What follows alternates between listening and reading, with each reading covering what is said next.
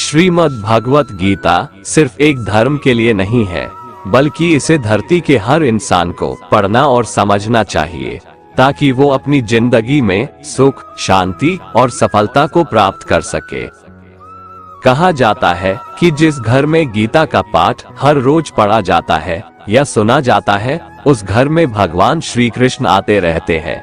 श्रीमद् भगवत गीता एकमात्र ऐसा ग्रंथ है जो मनुष्य को जीने का सही तरीका बताती है। गीता जीवन में धर्म, कर्म और प्रेम का पाठ पढ़ाती है।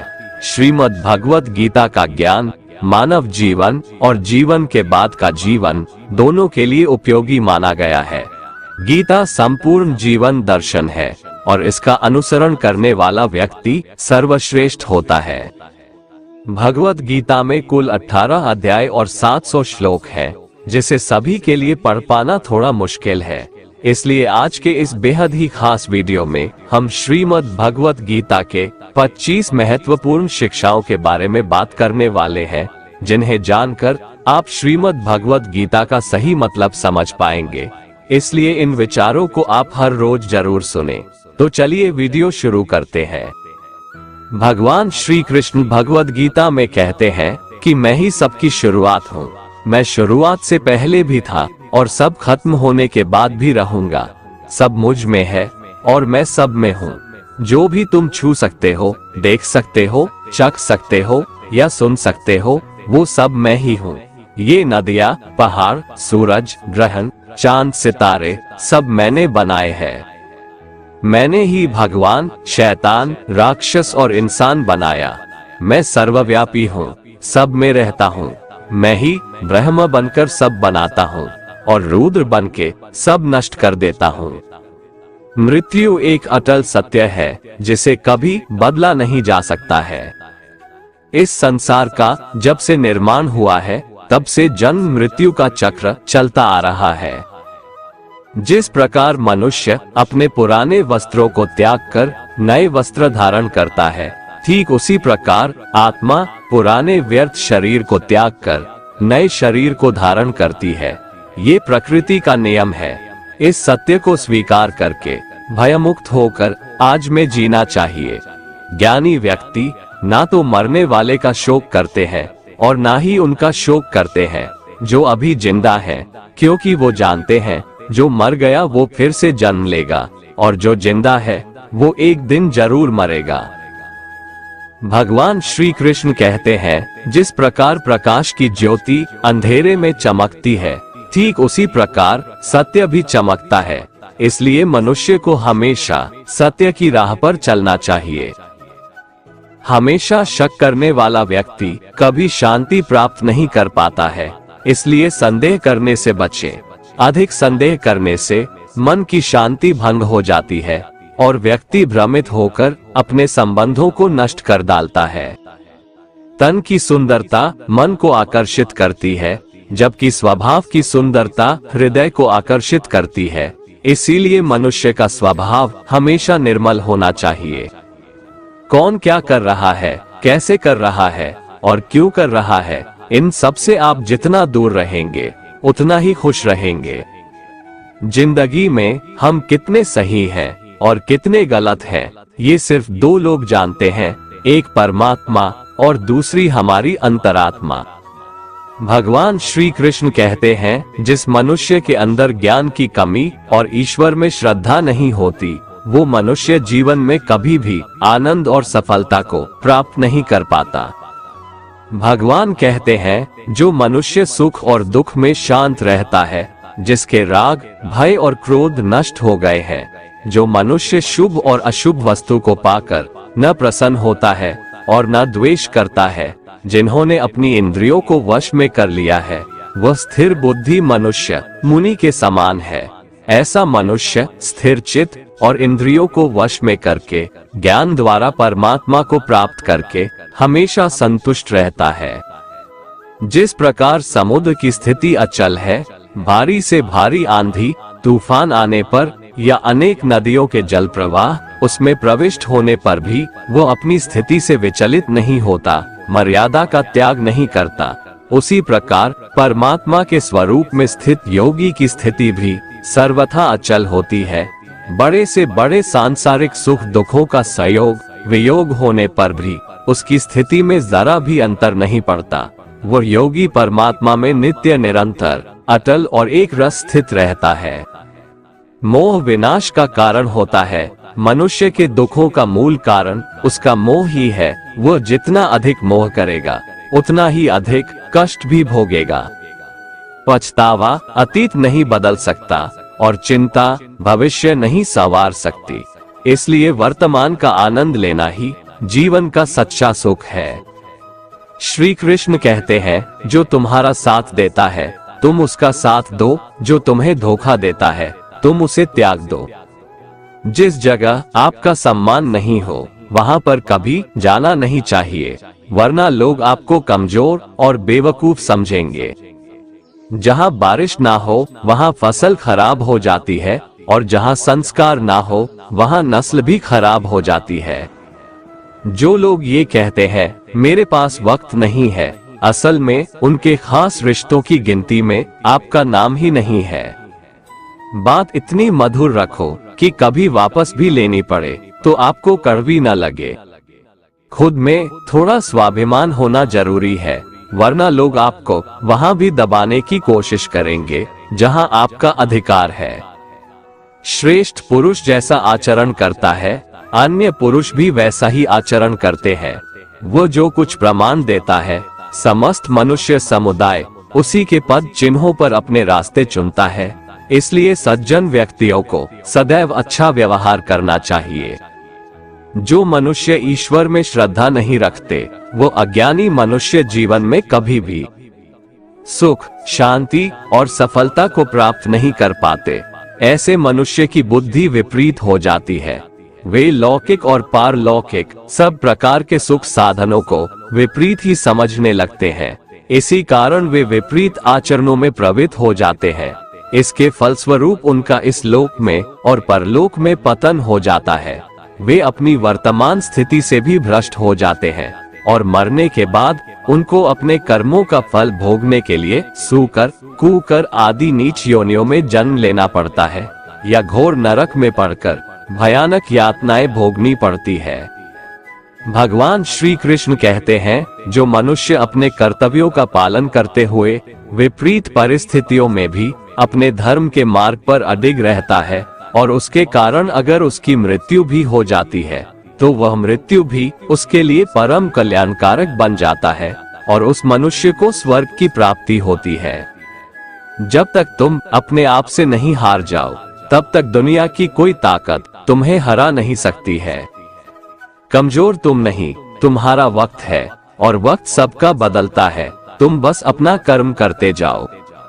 जिसने कभी संकट नहीं देखा उसे अपनी ताकत का कभी एहसास नहीं होगा। जो दूसरों की तकलीफों को समझते हैं, जिनमें दया है, जो दिल से अच्छे हैं, उन्हें दोबारा जन्म नहीं लेना पड़ता है।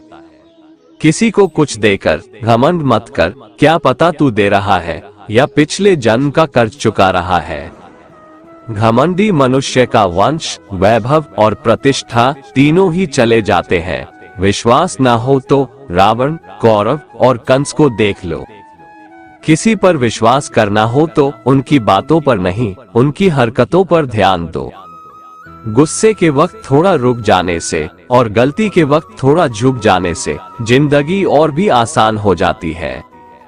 भगवान श्री कृष्ण कहते हैं, जो मनुष्य मुझे जान लेता है वह जन्म मरण के बंधनों से मुक्त हो जाता है। जो मनुष्य भगवद गीता को पढ़कर उस पर अमल करता है उसके सारे दुष्कर्मों का प्रभाव समाप्त हो जाता है। जो भाग्य में है वो भाग कर आएगा और जो भाग्य में नहीं है वो आकर भी भाग जाएगा। भगवान श्री कृष्ण अर्जुन को समझाते हुए कहते हैं कि हे अर्जुन, मेरे और तुम्हारे बहुत से जन्म हो चुके हैं। उन सबको तू नहीं जानता, किंतु मैं जानता हूँ। मैं अजन्मा और अविनाशी हूँ। मैं समस्त प्राणियों का ईश्वर होते हुए भी अपनी प्रकृति को अधीन करके अपनी योग माया से प्रकट होता रहता हूँ। जब जब इस धरती पर धर्म की हानि और अधर्म की वृद्धि होती है तब अधर्म का विनाश और धर्म की पुनर्स्थापना हेतु मैं अपने एक नए रूप को रचता हूँ और लोगों के सम्मुख प्रकट होता रहता हूँ। मनुष्य मेरी जिस भी रूप की पूजा करते हैं, मैं भी उनको उनकी भावना के अनुसार उसी रूप में दर्शन देता हूँ। मनुष्य जिस जिस भाव से मेरी उपासना करते हैं, मैं उनके उस भाव का ही अनुसरण करता हूँ। जो मेरा चिंतन करता है, उसका मैं चिंतन करता हूँ। जो मेरे लिए व्याकुल होता है, उसके लिए मैं भी व्याकुल हो जाता हूँ। जो मुझे अपना सर्वस्व अर्पण कर देता है, मैं भी उसे अपना सर्वस्व अर्पण कर देता हूँ। इस मनुष्य लोक में सांसारिक भोग के लिए लोग इंद्र आदि देवताओं की उपासना करते हैं, क्योंकि देवताओं का पूजन करने वालों को उनकी उपासना का फल तुरंत मिल जाता है। लेकिन मैं ऐसा नहीं करता हूँ। मेरे भक्त यदि सच्चे भाव से भी मेरा भजन करते हैं, तो भी मैं उनकी उसी कामना को पूर्ण करता हूँ, जिसकी पूर्ति से उनका विषयों से वैराग्य होकर मुझ में प्रेम और विश्वास बढ़ता है। इसीलिए सांसारिक मनुष्यों को मेरी भक्ति का फल शीघ्र मिलता हुआ नहीं दिखता है, और इसलिए वे मंद बुद्धि मनुष्य कर्मों का फल शीघ्र प्राप्त करने की इच्छा से अन्य देवताओं का ही पूजन किया करते हैं। जैसे हवा के झोंके नाव को भटका देते हैं, वैसे ही मनुष्य की इच्छाएं बुद्धि को भटका देती है। जो मनुष्य सुख और दुख में, मान और अपमान में शांत रहता है, वो मनुष्य मुझे अति प्रिय है। ये संसार मेरी ही माया है। ये संसार मुझसे ही उत्पन्न हुआ है। मैं ही इसका पालन पोषण करता हूँ और मैं ही इस सृष्टि का विनाश करता हूँ। मैं भूत, वर्तमान और भविष्य के सभी प्राणियों को जानता हूँ, लेकिन वास्तविकता में मुझे कोई नहीं जानता। समझदार व्यक्ति जब संबंध निभाना बंद कर देता है, तो समझ लेना चाहिए उसके आत्मसम्मान को कहीं न कहीं ठेस अवश्य पहुंची है। प्रेम सदैव माफी मांगना पसंद करता है और अहंकार सदैव माफी सुनना पसंद करता है। कर्म ही तुम्हारी पहचान है, वरना एक नाम के यहाँ हजारों इंसान हैं। अच्छे कर्म करने के बावजूद भी लोग केवल तुम्हारी बुराइयां ही याद रखेंगे, इसलिए लोग क्या कहते हैं इस पर कभी ध्यान मत दो। जितना हो सके खामोश ही रहना अच्छा है, क्योंकि सबसे ज्यादा गुनाह इंसान से उसकी जुबान ही करवाती है। जो पुरुष ना किसी से द्वेष करता है और ना किसी चीज की आकांक्षा करता है, वैसा कर्मयोगी पुरुष सन्यासी के समान है, और वह पुरुष सुखपूर्वक सांसारिक बंधन से मुक्त हो जाता है। ना तो मैं किसी के भाग्य का निर्माण करता हूँ और ना ही किसी के कर्मफल का निर्माण करता हूँ। मनुष्य अपने द्वारा किए कर्मों का ही फल भोगता है और उसी से उसके भाग्य का निर्माण होता है। मनुष्य स्वयं ही अपना मित्र है और स्वयं ही अपना सबसे बड़ा शत्रु भी है। ज्ञानी मनुष्य कर्मयोग या भक्ति योग से एक ही जन्म में इस समुद्र रूपी संसार से निकलकर परमात्मा को प्राप्त कर लेता है, और अज्ञानी मनुष्य काम, क्रोध, लोभ, मोह में फंसकर 84 लाख योनियों में भटकता रहता है। भगवान श्री कृष्ण कहते हैं, भगवत प्राप्ति के लिए कर्म करने वाला कोई भी मनुष्य दुर्गति को प्राप्त नहीं होता है।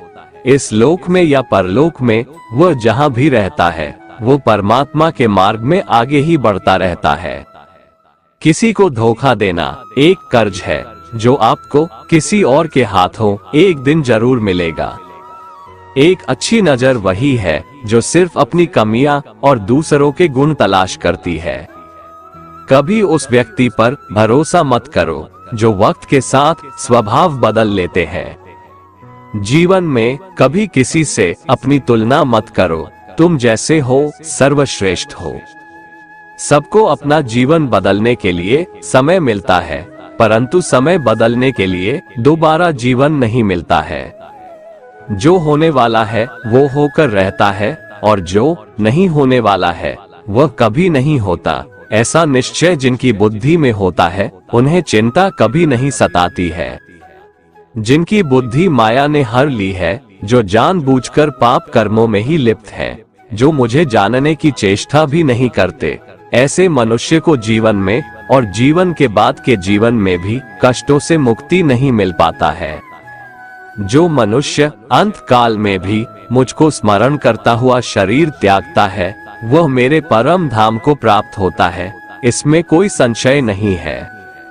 देवताओं को पूजने वाले देवताओं को प्राप्त होते हैं, पितरों को पूजने वाले पितरों को प्राप्त होते हैं, भूतों को पूजने वाले भूतों को प्राप्त होते हैं, और मेरा पूजन करने वाले भक्त मुझको ही प्राप्त होते हैं, इसलिए मेरे भक्तों का पुनर्जन्म नहीं होता। जो कोई भक्त मेरे लिए प्रेम से पत्र, पुष्प, फल, जल आदि अर्पण करता है, उस शुद्ध बुद्धि निष्काम प्रेमी भक्त का प्रेम पूर्वक अर्पण किया हुआ वह पत्र, पुष्प मैं सद्गुण से प्रकट होकर प्रेम पूर्वक खाता हूँ। तू जो कर्म करता है, जो खाता है, जो हवन करता है, जो दान देता है और जो तप करता है, वो सब मुझे अर्पण कर, मैं तुम्हें मुक्ति प्रदान करूंगा। मेरे लिए ना तो कोई प्रिय है और ना ही अप्रिय, परंतु जो भक्त मुझको प्रेम से भजते हैं वो मुझ में है और मैं उनमें हूँ। यदि कोई दुराचारी भी अनन्य भाव से मेरा भक्त बनकर मुझको भजता है, तो वह पुरुष भी साधु के समान है, क्योंकि उसने भली भांति निश्चय कर लिया है कि परमेश्वर के भजन के समान अन्य कुछ भी नहीं है। स्त्री, वैश्य, शूद्र, भूत, पिशाच, चांडाल कोई भी हो, वो मेरी शरण में आकर परम गति को प्राप्त होते हैं। अच्छी नियत से किया गया काम कभी व्यर्थ नहीं जाता है और उसका फल आपको जरूर मिलता है। जीवन की सबसे बड़ी गलती वही होती है जिस गलती से हम कुछ सीख नहीं पाते हैं। तुम आज जो भी कर्म कर रहे हो उसका फल तुम्हें कल प्राप्त होगा, और आज जो तुम्हारे पास है वो तुम्हारे द्वारा किए गए कर्मों का फल है। जो मनुष्य श्रद्धा भाव से मेरी भक्ति करता है, मैं उसे वो हर चीज देता हूँ जो उसके पास नहीं है, और जो उसके पास है मैं उसकी रक्षा भी करता हूँ। जीवन कठिन तब लगता है जब हम स्वयं में बदलाव करने के बजाय परिस्थितियों को बदलने का प्रयास करते हैं। रिश्ते चाहे कितने भी बुरे हो, उन्हें कभी मत तोड़ना, क्योंकि पानी चाहे कितना भी गंदा हो, प्यास नहीं तो आग तो बुझा ही देता है। मनुष्य को उस सुख का त्याग कर देना चाहिए जो किसी के दुख का कारण बनता है। जिस समय कोई समस्या जन्म लेती है, उसके साथ उसका समाधान भी जन्म लेता है। हृदय से जो दिया जा सकता है वो हाथ से नहीं दिया जा सकता है, और मौन से जो कहा जा सकता है वो शब्दों से नहीं कहा जा सकता है। चीजों की कीमत मिलने से पहले होती है और इंसानों की कीमत खोने के बाद होती है। शस्त्र केवल शरीर को घायल कर देते हैं, किंतु शब्द आत्मा को भी घायल कर देते हैं। जब विरोधियों का पलड़ा भारी हो तो विजय पाने के लिए कूटनीति का रास्ता अपनाओ। दुनिया में केवल माता और पिता ही ऐसे इंसान हैं जो चाहते हैं कि हमारे बच्चे हमसे भी ज्यादा कामयाब हो। जब इंसान की जरूरत बदल जाती है, तब इंसान के बात करने का तरीका भी बदल जाता है। जो व्यक्ति अपनी गलतियों के लिए स्वयं से लड़ता है, उसे कोई भी नहीं हरा सकता। जिस मनुष्य के हृदय में सच्ची मानवता हो, उसकी सोच हमेशा यही होगी कि मुझे मिला हुआ दुख किसी को नहीं मिले और मुझे मिला हुआ सुख सबको मिले। मीठा झूठ बोलने से अच्छा है कड़वा सच बोला जाए, इससे आपको सच्चे शत्रु जरूर मिलेंगे, लेकिन झूठे मित्र नहीं। बुरे कर्म करने नहीं पड़ते, हो जाते हैं, और अच्छे कर्म होते नहीं, करने पड़ते हैं। कोई सराहना करे या निंदा, लाभ तुम्हारा ही है। प्रशंसा प्रेरणा देती है और निंदा सुधरने का अवसर। भगवान श्री कृष्ण कहते हैं, व्यक्ति को सदैव बुराई से बचकर रहना चाहिए। अगर कोई बुरा कर्म करता है तो वह कर्म उसको अपने जीवन में भोगना ही पड़ता है। जिस प्रकार सैकड़ों गायों के बीच बछड़ा अपनी माँ को खोज लेता है, ठीक उसी प्रकार कर्म का फल आपको हजारों के भीड़ में भी खोज लेगा। माधव कहते हैं, किसी जीव को कष्ट देकर आप मुझे खुश नहीं देख सकते हो। श्री कृष्ण जगत के स्वामी है, वह कण कण में निवास करते हैं। छोटे से छोटे जीव के हृदय में ईश्वर का वास होता है। उस जीव को कष्ट का अनुभव होना ईश्वर को कष्ट का अनुभव कराता है। इसीलिए किसी भी जीव को कष्ट देना ईश्वर को कष्ट देने के समान है। मृत्यु एक अटल सत्य है जिसे कभी बदला नहीं जा सकता है। इस संसार का जब से निर्माण हुआ है तब से जन्म मृत्यु का चक्र चलता आ रहा है। जिस प्रकार मनुष्य अपने पुराने वस्त्रों को त्याग कर नए वस्त्र धारण करता है, ठीक उसी प्रकार आत्मा पुराने व्यर्थ शरीर को त्याग कर नए शरीर को धारण करती है। ये प्रकृति का नियम है। इस सत्य को स्वीकार करके भयमुक्त होकर आज में जीना चाहिए। ज्ञानी व्यक्ति ना तो मरने वाले का शोक करते हैं और ना ही उनका शोक करते हैं जो अभी जिंदा है, क्योंकि वो जानते हैं जो मर गया वो फिर से जन्म लेगा और जो जिंदा है वो एक दिन जरूर मरेगा। केवल ज्ञान ही एक ऐसा अक्षय तत्व है जो कहीं भी किसी भी अवस्था में और किसी भी काल में मनुष्य का साथ नहीं छोड़ता। धरती पर जिस प्रकार मौसम में बदलाव आता है, ठीक उसी प्रकार जीवन में भी सुख दुख आता जाता रहता है। युद्ध हो या जीवन, सफलता केवल 3 शस्त्रों से प्राप्त होती है: धर्म, धैर्य और साहस। कोई भी मनुष्य जन्म से नहीं बल्कि अपने कर्मों से महान बनता है। कुछ पाना है तो खुद पर भरोसा कीजिए, क्योंकि सहारे कितने भी सच्चे और अच्छे हो, साथ छोड़ ही जाते हैं। मित्र गरीब है या अमीर मायने नहीं रखता, बल्कि वो आपके बुरे समय में आपका साथ कितना देता है यह मायने रखता है। धर्म चाहे जो भी हो, अच्छे इंसान बनो, हिसाब तुम्हारे कर्म का होगा, धर्म का नहीं। खुशी के लिए काम करोगे तो खुशी नहीं मिलेगी, लेकिन खुश होकर काम करोगे तो खुशी जरूर मिलेगी। जब आप दूसरों के लिए अच्छा चाहते हैं तो वही अच्छी चीजें आपके जीवन में वापस आती है। यही प्रकृति का नियम है। आपका मूल्य इससे तय नहीं होता कि आप क्या है, यह इससे तय होता है कि आप खुद को क्या बनाने की क्षमता रखते हैं। हंसता हुआ मन और हंसता हुआ चेहरा, यही सच्ची संपत्ति है। मनुष्य हमेशा अपने भाग्य को कोसता है, ये जानते हुए भी कि भाग्य से भी ऊंचा उसका कर्म है जो उसके स्वयं के हाथों में है। कमियां भले ही हजारों हो तुम में, लेकिन खुद पर विश्वास रखो कि तुम सबसे बेहतर करने का हुनर रखते हो। जितना इंतजार परमात्मा आपसे करवा रहा है, समय आने पर वो इतना देगा कि संभाल भी नहीं पाओगे। भगवान श्री कृष्ण कहते हैं, जिस प्रकार प्रकाश की ज्योति अंधेरे में चमकती है, ठीक उसी प्रकार सत्य भी चमकता है। इसलिए मनुष्य को हमेशा सत्य की राह पर चलना चाहिए। क्रोध मनुष्य को नरक की ओर ले जाने वाला द्वार है। क्रोध करने से व्यक्ति का मन अशांत हो जाता है। वो आवेश में आकर कई बार अपना ही नुकसान कर बैठता है। भगवान श्री कृष्ण कहते हैं, मनुष्य को क्रोध करने से बचना चाहिए। कितना भी गुस्सा आए, स्वयं को शांत रखने का प्रयास करें। दूसरों का भला करने वाले मनुष्य को हमेशा कष्टों का सामना करना पड़ता है, क्योंकि हमेशा फल देने वाले वृक्ष को भी पत्थरों की मार सहनी पड़ती है। सत्य से कमाया धन हर प्रकार से सुख देता है, छल कपट से कमाया धन दुख ही दुख देता है। चुप रहने से बड़ा कोई जवाब नहीं और माफ कर देने से बड़ी कोई सजा नहीं होती। जब मेहनत करने के बाद भी सपने पूरे नहीं होते तो रास्ता बदलिए, सिद्धांत नहीं, क्योंकि पेड़ भी हमेशा पत्ते बदलता है, जड़ नहीं। किसी की संगत से आपके विचार शुद्ध होने लगे तो समझ लेना वह कोई साधारण व्यक्ति नहीं है। आपका कठिन समय ही आपको मजबूत बना देता है।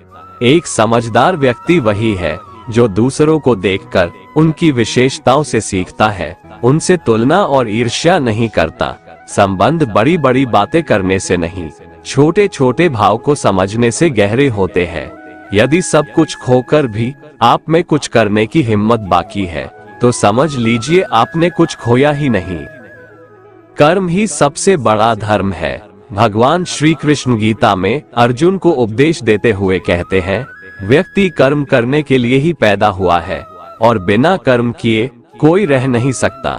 मनुष्य को परिणाम की चिंता किए बिना अपने कर्तव्यों का पालन करना चाहिए। कृष्ण अपने भक्तों को कर्म का मार्ग दिखाते हुए कहते हैं, अपने कर्म समाज के प्रति और मानव कल्याण के प्रति केंद्रित करते हुए करो, बाकी फल की चिंता मत करो। उन सभी कर्मों को मुझे समर्पित करो। इस मार्ग को अपनाकर तुम मुझे प्राप्त कर सकते हो, मेरे प्रेम का भागीदार बन सकते हो। इस संसार में आज जो तुम्हारे पास है, कल वो किसी और का था, परसों वो किसी और का होगा। तुम यहाँ खाली हाथ आए थे और खाली हाथ जाओगे। कोई आपका साथ ना दे तो निराश मत होना, क्योंकि परमात्मा से बड़ा हमसफर कोई नहीं होता। खुशी आजादी पर निर्भर होती है और आजादी इस बात पर निर्भर होती है कि आप कितने साहसी हैं। विश्वास के बगैर इस दुनिया में कोई भी रिश्ता ज्यादा देर तक कायम नहीं रह सकता। यदि किसी भूल के कारण कल का दिन दुख में बीता, तो उसे याद कर आज का दिन व्यर्थ ना करें। जो लक्ष्य में खो गया, समझो वही सफल हो गया। आप जो कर रहे हैं, उससे अगर आप प्यार करते हैं, तो आप जरूर सफल होंगे। मन पर नियंत्रण रखना जरूरी है। मनुष्य का मन वायु की तरह चंचल है। यह मन ही है जो मनुष्य को काम वासनाओं की तरफ भटकाता रहता है। अगर जीवन को सफल बनाना है, तो मन पर काबू करना बहुत जरूरी है। मन को वश में करने से दिमाग की शक्ति केंद्रित होती है, जिससे कार्यों में सफलता मिलने लगती है। गीता के अनुसार जिस व्यक्ति ने अपने मन पर काबू पा लिया, वह मन में पैदा होने वाली बेकार की चिंताओं और इच्छाओं से भी दूर रहता है। साथ ही व्यक्ति अपने लक्ष्य को भी आसानी से प्राप्त कर लेता है। अगर मन को वश में नहीं करोगे, तो वह तुम्हारा सबसे बड़ा शत्रु बन जाएगा। अज्ञानी व्यक्ति स्वयं के लाभ के लिए कार्य करते हैं, जबकि बुद्धिमान लोग विश्व के कल्याण के लिए कार्य करते हैं। यदि किसी काम को करने में डर लगे, तो याद रखना ये संकेत है कि आपका काम वाकई में बहादुरी से भरा हुआ है। कमजोर व्यक्ति से दुश्मनी ज्यादा खतरनाक होती है, क्योंकि वह उस समय हमला करता है जिसकी आप कल्पना भी नहीं कर सकते। झूठ कितना भी बलवान क्यों ना हो, वो सच को नहीं दबा सकता। अपने विचारों को पवित्र बनाओ, क्योंकि व्यक्ति अपने विचारों से ही अनंत काल तक जीवित रहता है। इतना कमजोर मत बनो कि कोई आपको तोड़ सके, बल्कि इतना मजबूत बनो कि आपको तोड़ने वाला खुद ही टूट जाए। भगवान श्री कृष्ण कहते हैं, जब शांति के सारे मार्ग बंद हो जाएं और न्याय न मिले, तो युद्ध करो। वास्तव में मुसीबत में साथ देने वाला मित्र ही सच्चा मित्र होता है। भगवान श्री कृष्ण कहते हैं, तू तन, मन और कर्म से खुद को मुझे समर्पित कर दे। मैं तुम्हें वो हर कुछ दूंगा जो तुम्हारे पास नहीं है, और जो तुम्हारे पास है मैं उसकी रक्षा भी करूंगा। तू जिस दिन से मुझसे निस्वार्थ प्रेम करने लगेगा, उस दिन से तू सिर्फ मेरा हो जाएगा और मेरे परम धाम को प्राप्त होगा। मित्रों, एक गांव में एक बूढ़ी औरत रहती थी। उसका नाम सावित्री था। सावित्री का आगे पीछे कोई नहीं था, इसलिए वह बेचारी अकेली रहती थी। एक दिन उस गांव में एक साधु आया। सावित्री ने साधु का बहुत ही प्रेम पूर्वक आदर सत्कार किया। जब साधु जाने लगा तो सावित्री ने कहा, महात्मा जी, आप तो ईश्वर के परम भक्त हैं। कृपा करके मुझे ऐसा आशीर्वाद दीजिए जिससे मेरा अकेलापन दूर हो जाए। अकेले रह रहकर उब चुकी हूँ। साधु ने मुस्कुराते हुए अपनी झोली में से बाल गोपाल की एक मूर्ति निकाली और बुढ़िया को देते हुए कहा, माए, ये लो आपका बालक है। इसका अपने बच्चे की तरह प्रेम पूर्वक लालन पालन करती रहना। बुढ़िया माए बड़े लाड़ प्यार से ठाकुर जी का लालन पालन करने लगी। एक दिन गांव के कुछ शरारती बच्चों ने देखा कि सावित्री मूर्ति को अपने बच्चे की तरह लाड़ कर रही है। नटखट बच्चों को बुढ़िया से हंसी मजाक करने की सूझी। उन्होंने बुढ़िया से कहा, अरे माए सुन, आज गांव में जंगल से एक भेड़िया घुस आया है, जो छोटे बच्चों को उठाकर ले जाता है और मारकर खा जाता है। तू अपने लाल का ख्याल रखना, कहीं भेड़िया इसे उठाकर ना ले जाए।